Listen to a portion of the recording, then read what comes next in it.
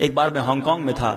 اب ایک صاحب تھے ہانگ کانگ میں 35 سال، اپنی زندگی کے 35 سال اس بندے نے وہاں نوکری کی، پیسے بھیجتا رہا. پنجاب کے اسلامی بھائی تھے، پیسے بھیجتا رہا. اچھا وہاں کیا کرتے تھے؟ چوکیداری کر کے اچھے پیسے بنتے تھے. یہاں بھیجتا گیا، ادھر کوٹھی بن گئی، لیکن آ نہیں پائے. یہاں چوکیدار رکھا، اس کوٹھی پر چوکیدار، خود ہانگ کانگ میں چوکیدار.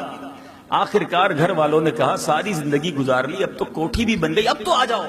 اب اس نے سارے دوستوں کو جمع کیا، کہا میں نے بہت محنت کر لی، اب میرا گھر بھی بن گیا. Now my future is so bright, I have to go. میں تیار ہوں اب جانے کے لیے. فیئر ویل پارٹی ارینج کی گئی. رات پارٹی کے دوران ہی اسے ہارٹ اٹیک ہوا. اسی پارٹی کے دوران اس کا انتقال ہوا.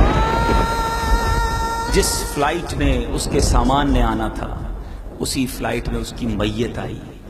جس گھر کو 35 سال لگا کر بنایا تھا، ایک رات اس گھر میں نہیں گزاری، وہی بندہ قبر میں چلا گیا.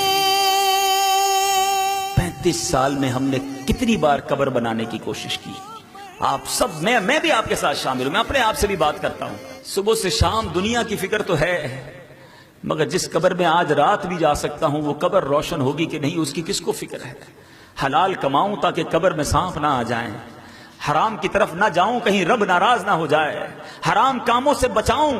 آپ مجھے بتائیں، جس کو اللہ نے کروڑوں سے اچھا بنایا اس کو تو زیادہ سجدے کرنے چاہیے تھے. مجھے اور آپ کو یہ ٹینشن نہیں کہ پہلی تاریخ کو مجھے تنخواہ ملے گی یا گھر میں کھانے کو کیا ہوگا. ہم لوگوں کو تنخواہ دینے والے ہیں. ارے اللہ نے جس کو اتنی فیسلٹیز دی ہیں اس کے تو سجدے زیادہ ہونے چاہیے تھے، اس کی تو عبادتیں اور شکر زیادہ ہونا چاہیے تھا. مگر ہم عجیب لوگ ہیں، وہ نعمتیں بڑھاتا ہے، ہم نافرمانیاں بڑھاتے ہیں. وہ رحمتیں بڑھاتا ہے، ہم اس سے دور ہوتے چلے جاتے ہیں. دنیا میں ہمیں کوئی اچھا گفٹ دے دے، کوئی ایک بار اچھا برتاؤ کر دے، ہم اس کے تھینکس فل ہو جاتے ہیں کہ نہیں جناب یہ بندہ جو ہے میرے ساتھ کتنا اچھا اس نے برتاؤ کیا، اب میں اس کو کبھی ناراض نہیں کروں گا. دنیا میں تو ہم یہ ضرور کرتے ہیں، ہمارا کسٹمر اچھا آرڈر دے دے، ہمارا کسٹمر اچھی پرائز دے دیں، ہم آلویز تھینکس فل ہو جاتے ہیں.